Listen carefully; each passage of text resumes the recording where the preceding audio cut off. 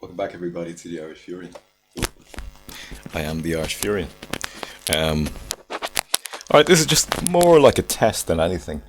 But at the same time, I do want to introduce people to this YouTube channel, which is called the Exploring Series.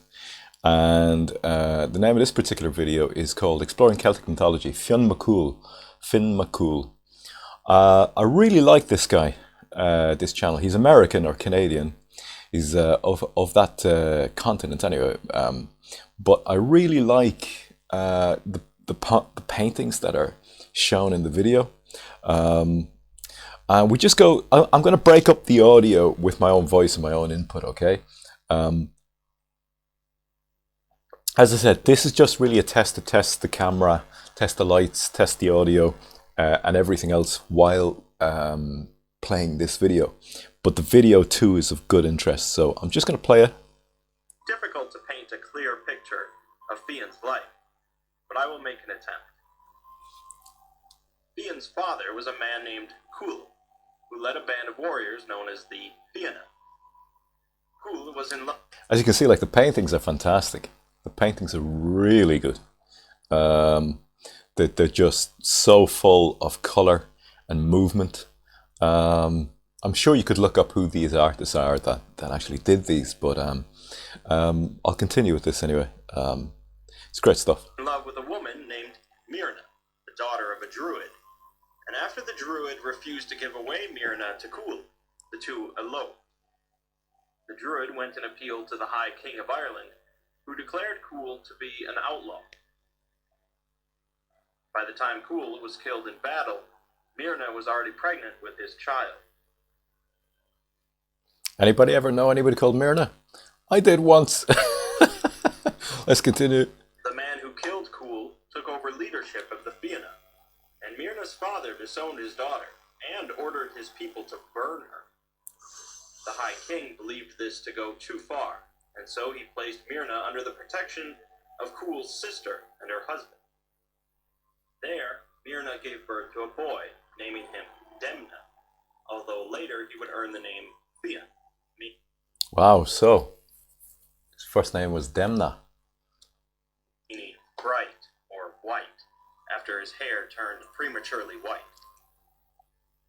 Myrna left her son in the care of her sister-in-law, who raised the boy in secret in a nearby forest. And with the assistance of a warrior woman, they taught the boy how to hunt and fight. The son of Cumhaill would certainly... Highly suspect, a warrior woman. Maybe this story has been grabbled. Anyway, isn't that a pretty cool... that's a pretty cool... That is quite an accurate representation of Irish and Scottish clothing. The kilt set up there. That's how the kilt is a long garment that was maybe about 3 meters long, I think. And it would be rolled up, and it was very warm, and also could keep you cool in the summer. It was just a fantastic garment. It wasn't like the kilts, the skirts that they stylized in modern kind of like Scottish commercial fashion. The kilts that the Irish and the Scottish wore were all in one piece that went over the shoulder, just as you see in that painting there. Certainly be hunted by Cumhall's enemies. And so as Fionn grew older, he attempted to serve under a number of kings in disguise, but each one realized his identity and sent him away. While still a boy, Fionn met with a druid poet named Finnegas and began to study under him.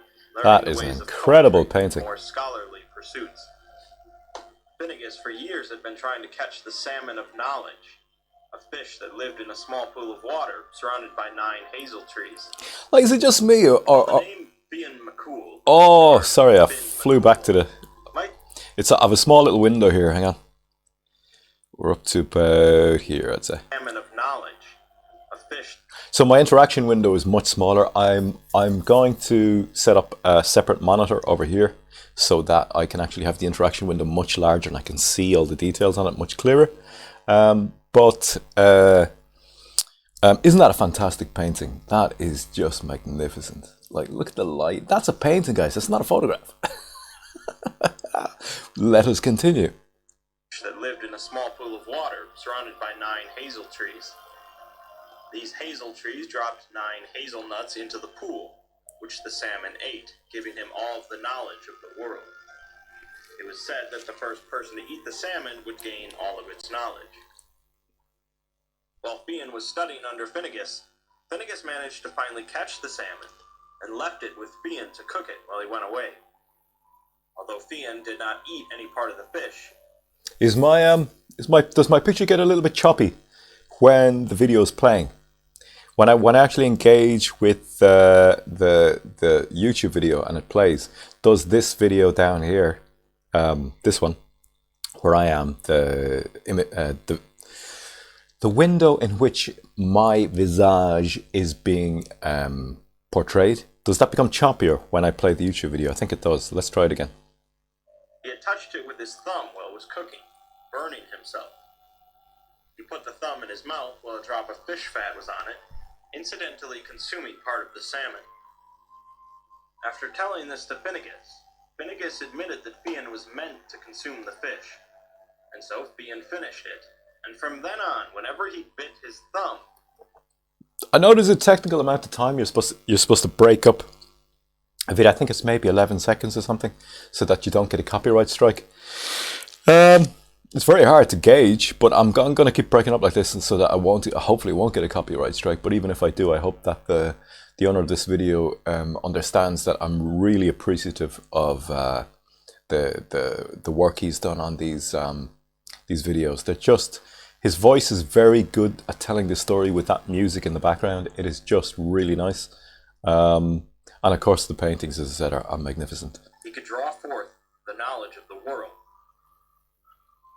After finishing his studying under Finnegas, Fionn went to the seat of the High King at Tara, and after informing the High King who he was granted a seat at the right hand of the High King's own son. Additionally, the night of Samhain was soon approaching, a Gaelic festival celebrated with great feasts and drinking. Samhain was also a time when the doorways... So, I understand how history gets manipulated along through the times, but doesn't that sound a lot like Irish culture? Even currently and up until currently, that we still celebrated these times of the year, and we celebrated with drink and merriment. That could be current times looking back on past history and imposing our ways on that, or it could actually be mythologically and somewhat historically correct as well. But let us continue. Between the normal world and the other world were open, allowing the souls of the dead and other supernatural beings to cross into our world. For a number of years on the night of Samhain, look at that, an individual known as Aelin, one of the Tuatha Dé Danann, would come to Tara, lull all of the inhabitants to sleep, and proceed to burn Tara to the ground. The damage was never so great. You wonder, wouldn't you? You'd wonder, the hill of Tara. You'd wonder what did it look like on that? Were there many people around at the time, or was it just a few? Was there great structures like that, or was there not? Was it more just hill forts and things? I know that in our popular history, and as thought in schools in times gone by and currently, that they said it was just hill forts and things, but you just wonder, don't you? You just wonder how much we're being manipulated today, currently, through the media and through what we're told about history and what we're told about the present time. How much in history has the same been done? So what exactly was there in the past? The Tara couldn't be rebuilt, but Aelin had a lasting enmity for the High King for some reason, and would continue to do this every Samhain. This Samhain, the High King asked if anyone present would rise to undertake the defense of Tara when Aelin came. The group present shifted in their seats and kept their heads down in embarrassment, with even the greatest champions there hesitant to confront Aelin. This is when Fionn rose, proclaiming that he will undertake the defense. Although everyone there wished... Of course, this is the mark of a true leader, is that they're willing to take on the responsibility and be accountable for the results of their actions. So he steps forth and... is bold enough to is to take a risk and then suffer the consequences. Or maybe that the way their mind is configured, the brain is configured, they not even aware of what consequences are to come. Just that to actually take the risk because there is great glory or there is great accolades to be had. Him luck, they believed they were telling him goodbye, as they were sure he would be killed in the confrontation. Fionn went out alone onto the plain outside of Tara, with nothing but darkness and shrill wind surrounding him. Eventually, Aelin arrived, playing his harp to place everyone into a deep sleep. Fionn knew the music would put him to sleep as well, so he needed a way to stay awake. Depending on the version of the story, Fionn either inhaled the odors of a poisoned spear, or he placed the tip of a red-hot spear to his forehead. Aelin proceeded to attempt... That's the one I remember. Look at that, isn't that really cool? It's like some kind of a science fiction movie, you know. I think that's the one I heard of, that he placed a hot spear tip to his forehead. ...to breathe fire towards Tara, but it was blocked by Fionn. Aelin was understandably startled and confused by someone stopping his rampage, and continued to try to burn the figure. After seeing that he could not, Aelin fled, but he was not in his native world, and so he was sluggish. Fionn caught up to Aelin and stabbed him with his spear, killing him. Upon returning to Tara after the group awakened, the High King asked Fionn what he wanted as a reward. But those dogs look really cool. Look at the character. They're almost cartoonish in the way they're painted and drawn. I like it though. For slaying Aelin. Fionn responded by asking to be placed as the leader of the Fianna, just as his father was. The High King agreed, and so the man who had killed Fionn's father stepped down, and Fionn was now the head of the Fianna. The remainder of Fionn's life is filled with various tales and legends. And that's the Giant's Causeway up in County Antrim. You can see it, I think, isn't it basalt rock formation? Lavic formation, I think they said. But is it lavic? Or was it actually a Giant's Causeway? Spread through folklore, ranging from more grounded stories to the most fantastical of myths. The myths generally revolve around portraying Fionn as a massive giant, capable of altering the landscape around him. It was said that he created the Giant's Causeway between Ireland and Scotland, so he could travel across without getting his feet wet. Another story says that he threw a piece of land at a rival, only for it to miss and land in the water, Look at that. creating the Isle of Man. Oh.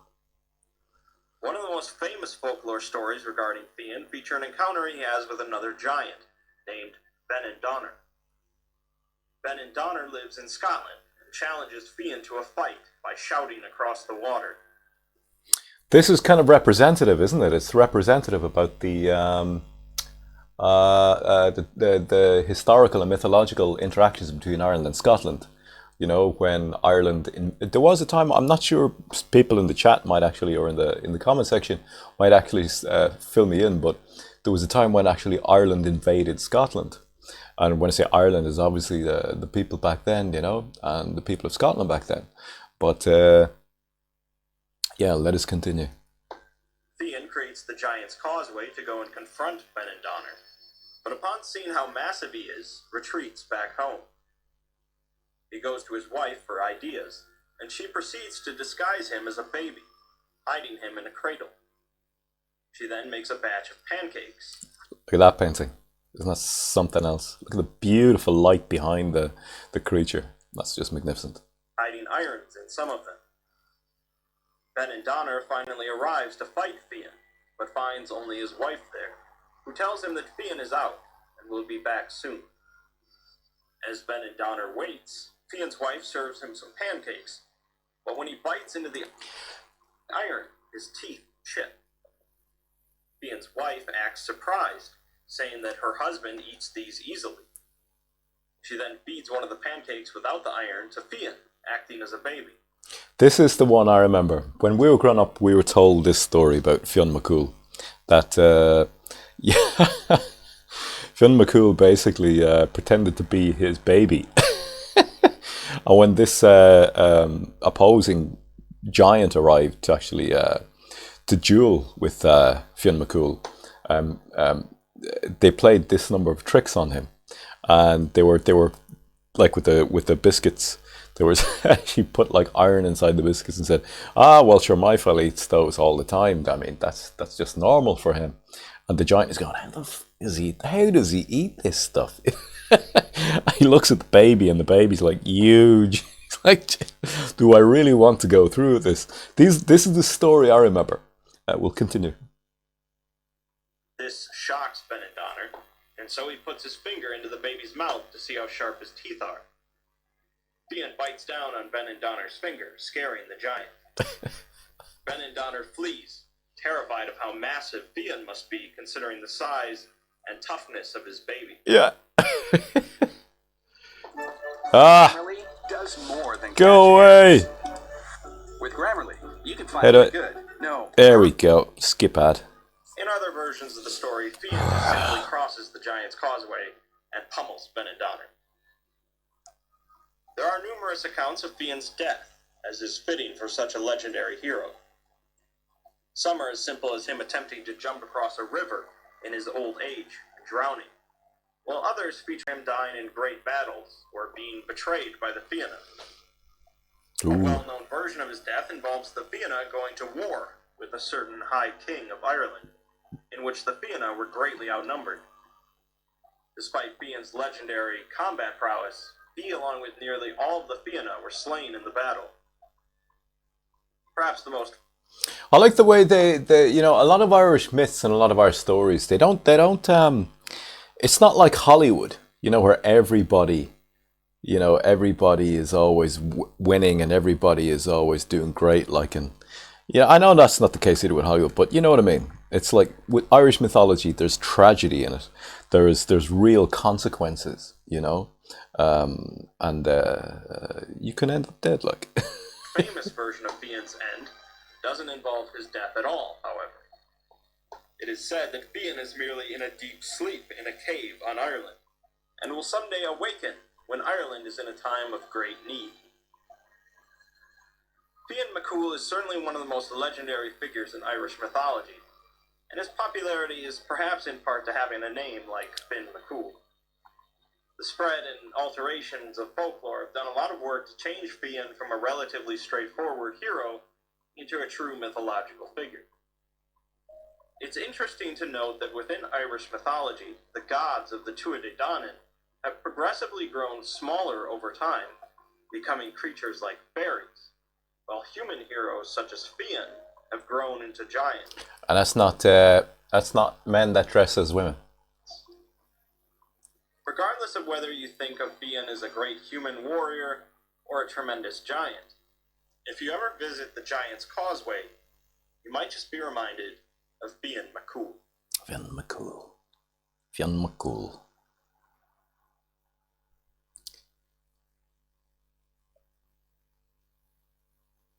The boyhood deeds of Fionn. Praising over said, all that he did was sweet with him, and however ye deem my testimony of Fionn excessive, and although ye hold my praising overstrained, nevertheless, and by the king that is above me, he was 3 times better than all I say. The boyhood deeds of Fionn. Wasn't that pretty good? I really like that guy's voice, the way he explains everything. I'll let that play to the end. Maybe I think I should. So anyway, this is just a test to test. It's choppy. I can still see that it is choppy. Oh, hang on. I got to get back there. It's going to go into the next one, and I don't want it to. Pause that there. Why the Irish Privacy Commission wants this new super lens banned? They don't. They don't want this banned. There's no such thing. It's rubbish. Don't even know if there is. Which commission? Which privacy commission? So we're going to take that off the screen there because that's a load of bunkum. So yeah,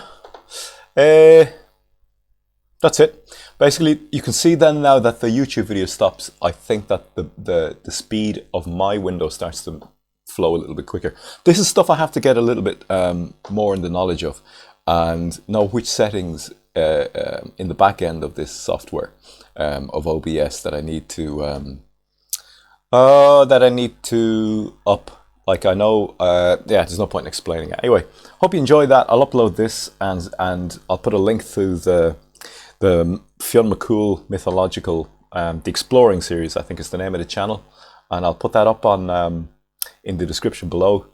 Check it out. I'll do a few more of his videos, and hopefully he won't give me any hassle about it. If he does want me to take him down, no problem. I'm just happy to share such fantastic quality. Okay, take care.